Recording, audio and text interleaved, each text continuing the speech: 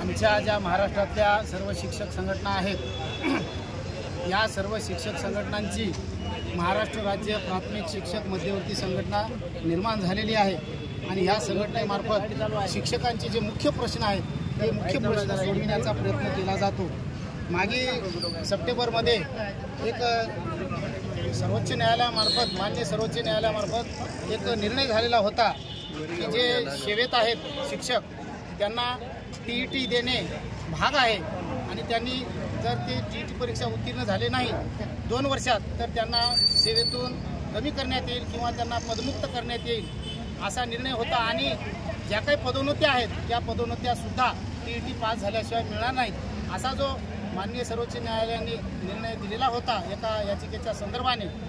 आमचं असं म्हणणं होतं महाराष्ट्र शासनाला की आपण आमच्या संबंधाने शिक्षकांच्या जे काही प्रश्न आहेत या TET संबंधात आपण एक पुनर्याचिका दाखल करावी अशा प्रकारे आम्ही सप्टेंबर महिन्यामध्ये त्यांना आम्ही 24 सप्टेंबरला सांगितलं होतं, विनंती केली होती निवेदन देऊन। जर आमची ही मागणी पूर्ण झाली नाही तर आम्ही 4 ऑक्टोबरला मूक मोर्चा काढणार असं सांगितलं होतं।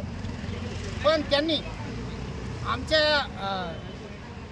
या ज्या काही प्रश्न आहेत ते प्रश्न त्यांनी 1 ऑक्टोबरलाच आमची ऑनलाईन आणि ऑफलाईन माननीय शिक्षण राज्यमंत्री यांनी बैठक घेतली आणि सांगितले की आम्ही सर्वोच्च न्यायालयात ही भूमिका तुमची मांडण्यासाठी शासनाच्या वतीने प्रयत्न केले जातील आणि त्यांनी विनंती केल्यामुळे आम्ही 4 ऑक्टोबरचा मोर्चा आम्ही मागे घेतला, मूक मोर्चा।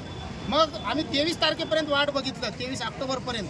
23 ऑक्टोबरपर्यंत सुद्धा त्यांनी आमचं जे काही म्हणणं आहे ते सर्वोच्च न्यायालयात पूर्ण याचिका दाखल केली नसल्यामुळे आम्ही त्यांना निवेदन देऊन सांगितलं की आम्ही आज म्हणजेच 9 नोव्हेंबर 2025 रोजी मूक मोर्चा आम्ही सर्व महाराष्ट्रात काढणार आहोत। त्यानिमित्तानं आजचा हा जो मोर्चा आहे भव्य दिव्य झालेला आहे तो ह्या मुख्य विषयाच्या संदर्भानं झालेला आहे। नांदेड जिल्ह्यातील सर्व शिक्षक संघटनांच्या वतीने महाराष्ट्र राज्य प्राथमिक शिक्षक मध्यवर्ती संघटना या माध्यमातून आम्ही आज हा मूक मोर्चा काढून त्या TETचा प्रश्न शासनाच्या दरबारी पुन्हा एकदा मांडून आम्ही त्यांना विनंती करत आहोत की आमचा हा प्रश्न आपण सर्वोच्च न्यायालयामध्ये पुनर्विचार याचिका दाखल करावी किंवा जे काही म्हणणं आहे आपलं आमच्या संदर्भानं ते मांडावं असा हा आमचा मुख्य विषय हा या संदर्भाने होता। इतर काही 2-3 विषय होते ते सुद्धा आम्ही मांडलेले आहे। माननीय निवासी उपजिल्हाधिकारी साहेब यांच्या मार्फत माननीय मुख्यमंत्री साहेब, माननीय शिक्षण मंत्री साहेब आणि माननीय ग्रामविकास मंत्री साहेब महाराष्ट्र शासन यांना आज आम्ही